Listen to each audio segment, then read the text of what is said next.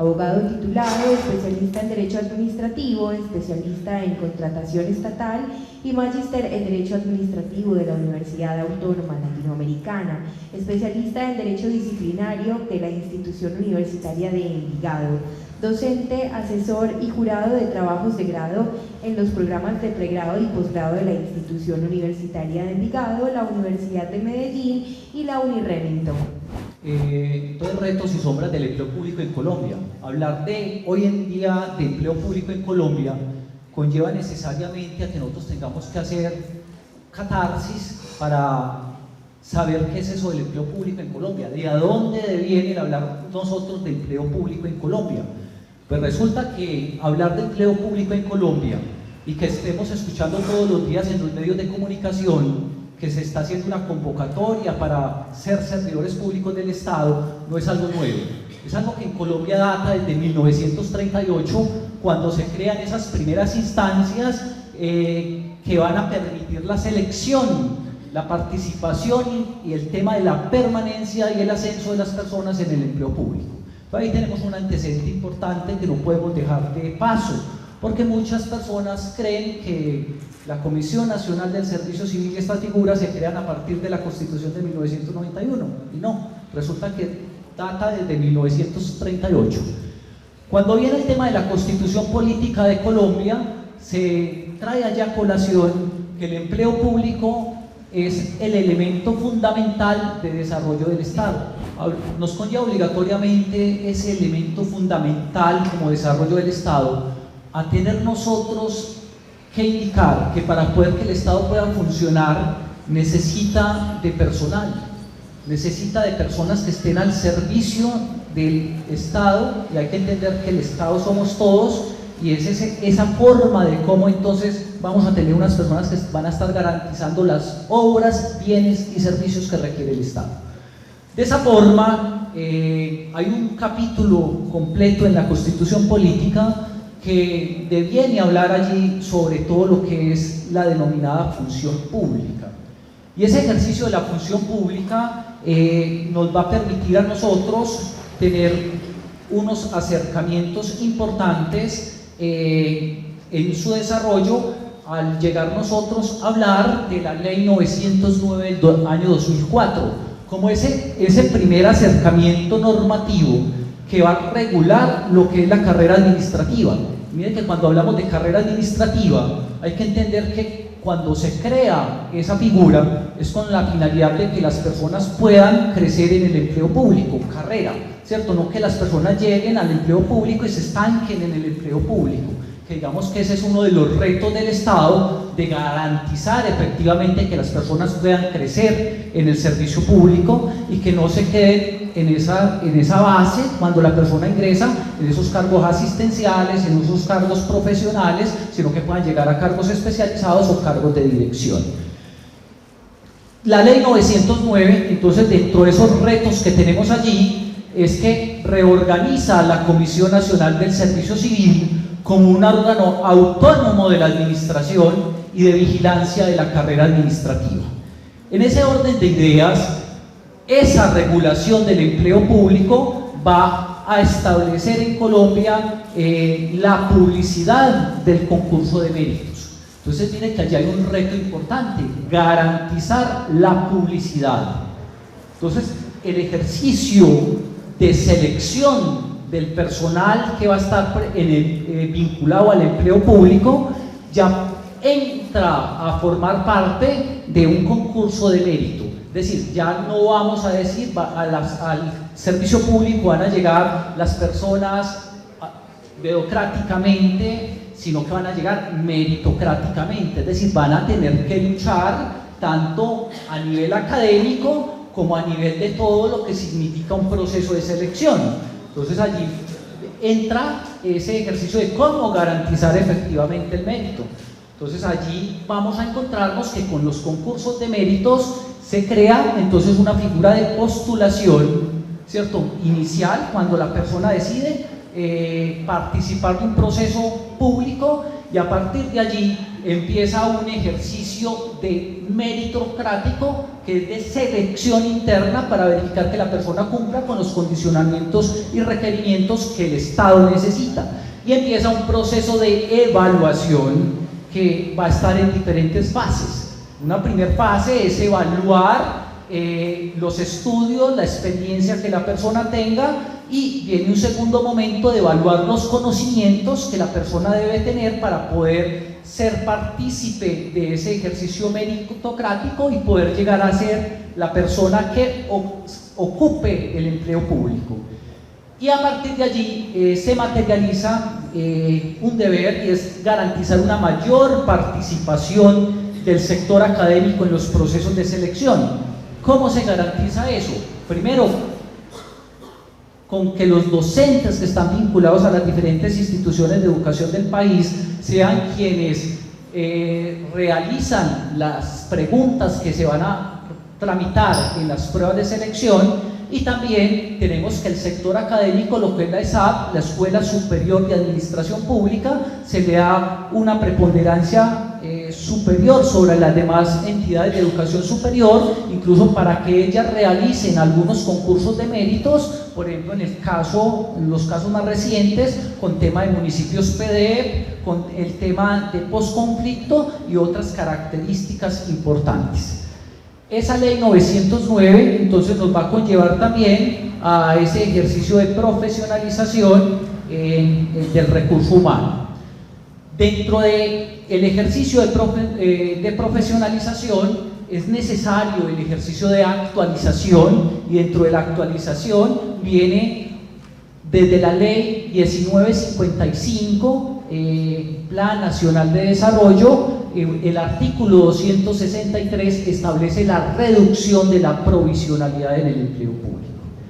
¿Por qué se establece allí ese reto del Estado de reducir la provisionalidad? Porque el Estado se encontró que gran parte de los empleos públicos las entidades no venían sacando los cargos a concurso, con la finalidad de poder garantizar digamos, el pago de favores políticos, la burocracia en el empleo público u otras. Entonces vienen los llamados a que el empleo público efectivamente tiene que garantizar es que la persona sea de carrera. Entonces el reto, el desarrollo que viene a partir de esta ley 1955 era una reducción parcial en todo lo que era la provisionalidad, proyectado a 4 años.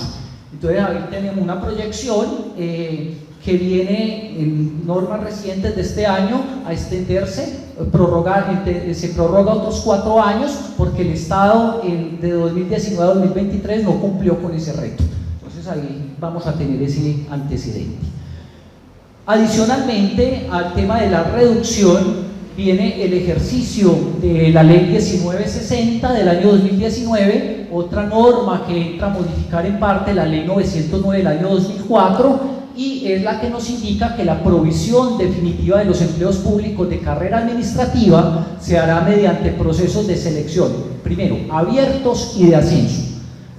¿Cuál modificación se dio aquí? Tener concursos de ascenso, ¿cierto? Porque inicialmente se planteó en la ley 909 la posibilidad de que tuviéramos empleos públicos, pero esos empleos públicos eran abiertos. Entonces, si yo quería ascender dentro de mi misma entidad, tenía que entrar a concursar con todas las personas que se postularan al empleo. Entonces aquí se trae el concurso de ascenso, y con la posibilidad de que la institución que emite la planta de cargos disponible para concurso pueda restringir en un 30% el concurso de ascenso. Entonces yo voy a sacar 10 empleos públicos a concursar, entonces podré tener de esos 10, 3 empleos públicos reservados para que el personal que está internamente dentro de la institución pueda continuar creciendo en la carrera administrativa.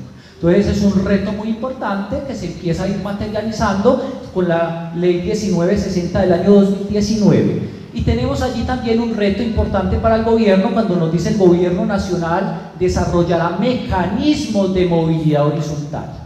Lo que pasa es que aquí el tema de la movilidad era una movilidad vertical, ¿cierto? Es decir, yo podía entonces dentro de la institución, cuando quería participar dentro de la misma institución, poder tener unos encargos, participar en algunos libres nombramientos, pero viene el ejercicio de movilidad horizontal. Resulta que para ese ejercicio de regular la movilidad horizontal se le dio al gobierno nacional 18 meses que pasaron a partir de la ley 1960 y en Colombia no pasó nada. Solamente hay en el momento ya un proyecto que está cursando, que presentó el Departamento Administrativo de Función Pública para sacar un decreto que regule esa movilidad horizontal, cosa que las personas puedan participar de otros empleos públicos, no solamente en la entidad donde se postularon al empleo público, sino también en otras entidades. Era solamente al interior de la entidad, hay plantas en muchos municipios o entidades que son 10 personas. ¿Cuándo se va a garantizar allí una movilidad, un crecimiento en carrera administrativa? Entonces, ese ejercicio, lo que nos plantea la ley 1960, es importante que nosotros lo tengamos presente. Viene el ejercicio de hablar del tema de los conceptos, y es nosotros poder definir entonces qué se entiende allí por ese ejercicio de carrera administrativa y empleo público. Entonces le dice, es un conjunto de funciones, tareas y responsabilidades que se van a asignar a unas personas con la finalidad de garantizar unas competencias laborales, funcionales y requisitos específicos. Y viene a establecer la Constitución política que no habrá empleo público que no tenga funciones detalladas en la ley o el reglamento. Entonces, por eso es importante que en el empleo público se disponga de los denominados manuales de funciones.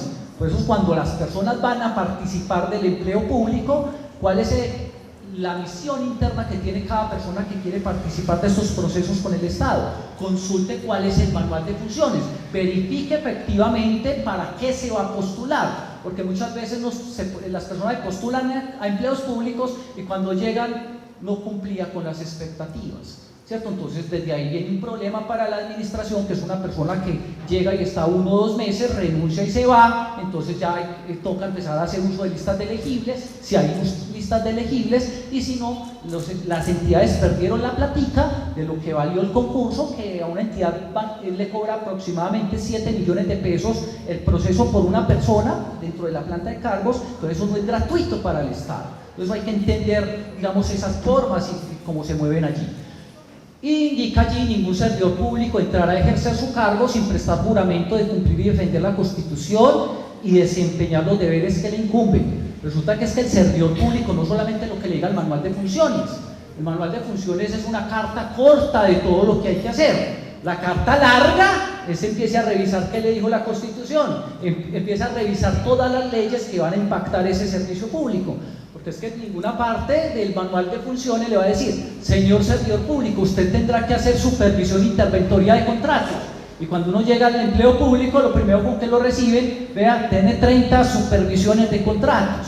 Y cuando va a mirar uno qué es una supervisión, qué tengo que hacer, cuáles son todas las responsabilidades que allí se devienen para el empleo público. Claro, lo otro, señor servidor público, hay que darle respuesta a los derechos de petición de la población, hay que de tal forma lo que teníamos constitucionalmente del artículo 23, las modificaciones de la ley 1755, entre otras, ¿cierto? Entonces miren que el empleo público va a tener de fondo muchísimas funciones. Entonces, manual de funciones, lista corta. Pero viene un ejercicio que es una sombra en la selección de personas del Estado. ¿Cuál sombra es?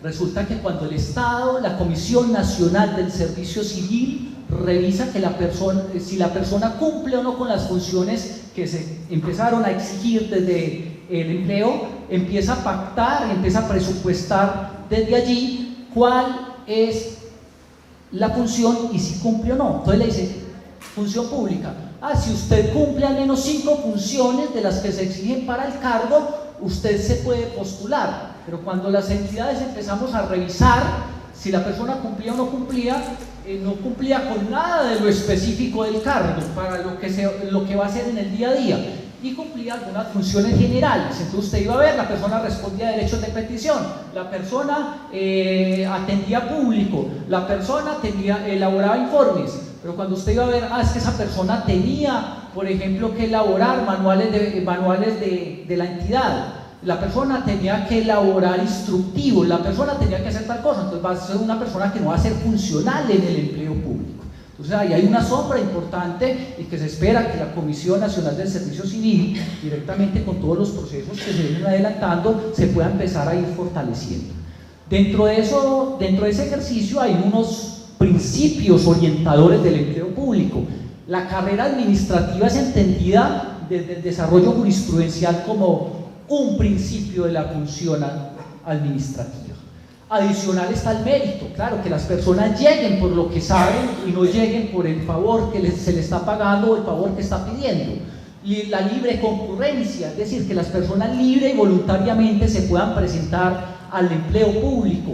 La igualdad para el ingreso, y ahí hay unos retos importantes: cómo vinculamos la población joven, cómo vinculamos la población que ya está próxima a edad de retiro, cómo vinculamos las personas con discapacidad, con igualdad para el ingreso, porque claro, yo puedo decir al libre ingreso, pero ¿qué pasa con la persona que se presenta a la entidad y es una persona con discapacidad?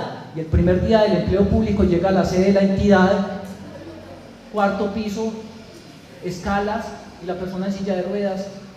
¿Cómo garantizamos el servicio público allí, la función pública? Pues hay unos retos importantes. El tema de la publicidad. Es que Colombia ya viene avanzando en este ejercicio de publicidad, medios de comunicación de prensa, radio, televisión. Entonces ahí hay una garantía importante. La garantía de imparcialidad, es decir, de quien evalúa sea diferente a quien está elaborando los procesos.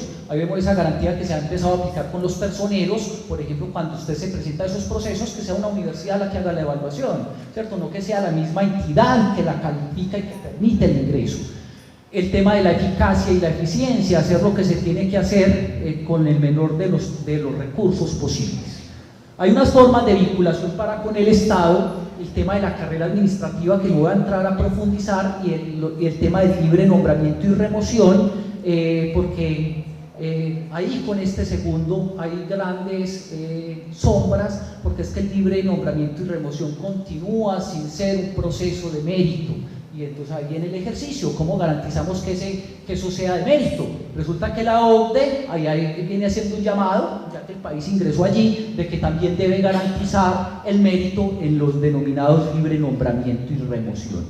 Están los empleos de periodo, personeros, miembros de corporaciones, contralores y demás, que allí generalmente ya se vienen incorporando temas de mérito. Importante ese avance del país. Y el tema de elección popular, y aquí vienen unos retos importantes de cómo garantizamos que estas personas que van a representar la comunidad tengan al menos unos estudios, unos conocimientos básicos, y que no llegue la persona que es colombiano pero no tiene ningún estudio, y cuando va a ver usted lo que hace es que a los 6 meses o menos ya está sancionado por los entes de control por temas de desconocimiento.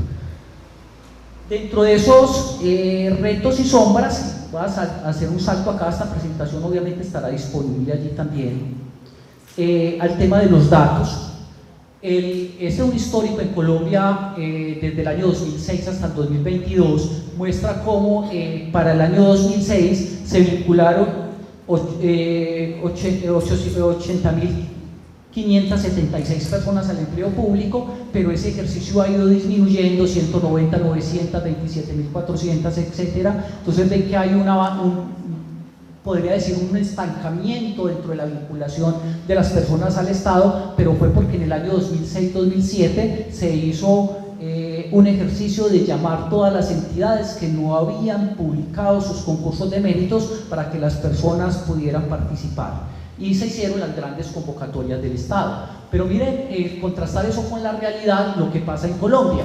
En Colombia tenemos al año 2022, que se hizo la encuesta por parte del gobierno nacional, 911.440 contratos de prestación de servicios. Eso frente a 1.329.760 personas vinculadas como servidores públicos, que significa que aún el Estado tiene una alta desigualdad en la vinculación de personas al Estado por mérito.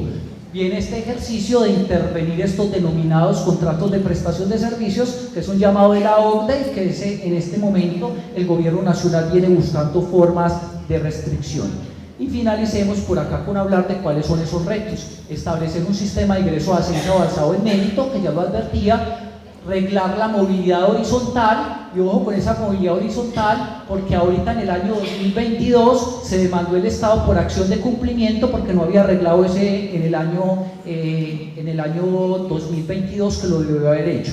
Entonces allí está esa referencia, de ahí se da un término perentorio para que el Estado regle la movilidad horizontal, por eso es que Función Pública entra a presentar el proyecto.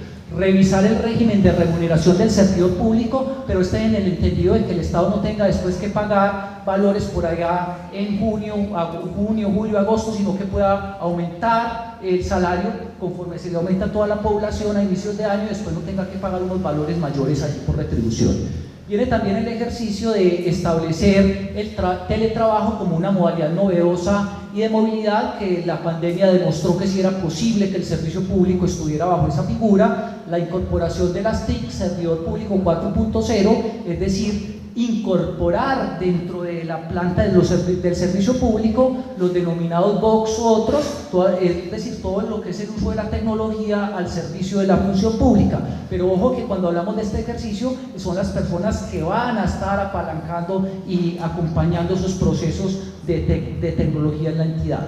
Y dentro de las sombras, pues dentro del ejercicio que nos acompaña está que los cargos de libre nombramiento y remoción y los de periodo sean utilizados para pagar favores políticos y burocráticos, porque se continúa presentando. La independencia entre las ramas del poder público, que es otra de las sombras, porque eso todavía no ha permitido efectivamente materializar los procesos.